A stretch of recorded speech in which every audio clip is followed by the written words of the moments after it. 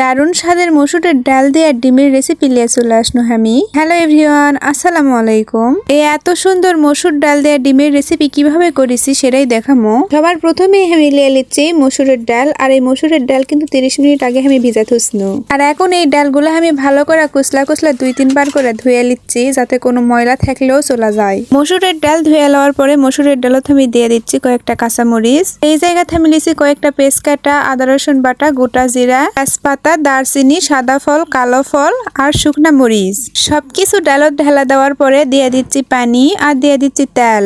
তারপরে পেল্লা একটু ঝুঁকা দিয়ে পেল্লার ঢাকুন দিয়ে হাঁসালত তুলে দিনু। হাঁসালত তুলে দেওয়ার কিছুক্ষণ পরেই ডালত বলক চলে আসছে, সেই জন্য একটু ঝুঁকা দিয়ে আবার ঢাকুন দিয়ে দিনু। ডাল যখন দেখবেন যে সিদ্ধ হয়ে গেছে আর ডালের পানি একটু কমে গেছে, সেই পর্যায়ে আমি দিয়ে দিচ্ছি স্বাদ মতো লবণ আর দিয়ে দিচ্ছি সামান্য হলুদের গুঁড়া। লাড়কি দিয়ে লেড়া ঢাকুন দিয়ে ঢাকা তুচ্ছি, তার কারণ ডাল আর একটু হবে। তো এখন আমি লিয়ে নিচ্ছি একটা বাটি, আর বাটিত কয়েকটা ডিম ভেঙ্গা নিনু। এই ডিমত আমি দিয়ে দিচ্ছি শুকনা মরিচের গুঁড়া, একটু হলুদের গুঁড়া আর লবণ। এখন ডিমগুলো আমি ভালো করে হাত দিয়ে মেখে নিমু। তো এখন আমার ডিম মাখা শেষ। এদিকে ডালও প্রায় দেখি সিদ্ধ হয়ে যাচ্ছে। এখন ডালগুলা একটু ঝুঁকা লিয়ে আমি নেমে নিচ্ছি। এখন একটা ডাল ঘুটনি দিয়ে ডালগুলা আমি ভালো করে ঘাটা নিচ্ছি। ডাল ঘাটা শেষ হলে ডালের পাল্লা আমি হাঁসলত তুলে দিছি আর ডালত দিয়ে দিনু পানি। তারপরে লাড়কি দিয়ে কিছুক্ষণ লাড়া ঢাকুন দিয়ে থিয়ে দিনু। ডালত যখন একদম বলক চলে আসছে তখন ডালের পাল্লা আমি নেমে লিয়ে তুলে দিনু তাওয়াতে এখন দিয়ে দিচ্ছি আমি তেল। আর তেলটা কিন্তু অল্প দেওয়া লাগবে, কারণ তেল বেশি দিলে আবার ডিমের পিঠা হওয়ার চাই না। তো তেল যখন গরম হয়ে যাচ্ছে তখন দিয়ে দিনু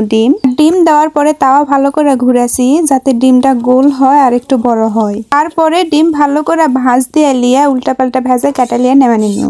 ডিম ভেজা লওয়ার পরে ডালের পাল্লা তুলে দিছি হাঁসালত। ডালত যখন বলক চলে আসছে আর সেই ডালের বলকত আমি সবগুলা ডিম ছেড়া দিনু। এখন লাড়কি দিয়ে একটু লাড়া দিয়ে ঢাকুন দিয়ে থুয়ে দিচ্ছি। যে কোনো তরকারি ডিমের পিঠা দেওয়ার কিছুক্ষণ পরে কিন্তু ডিমগুলা সেই রকম ফুলা ওঠে। আর আমি কিন্তু কিছুক্ষণ তরকারির বলক তুলে লিছি। আর এই দেখেন তরকারি হয়ে গেছে, এখন নামে লিচ্ছি। এই হচ্ছে মসুর ডাল দিয়ে ডিমের রেসিপি। তাতে কিন্তু সেই স্বাদ লাগে। আর যদি আমার এই ভিডিও আপনাদের কাছে ভালো লাগা থাকে তাহলে লাইক, কমেন্ট, শেয়ার আর সাবস্ক্রাইব করবেন। ভালো থাকবেন। আল্লাহ হাফেজ।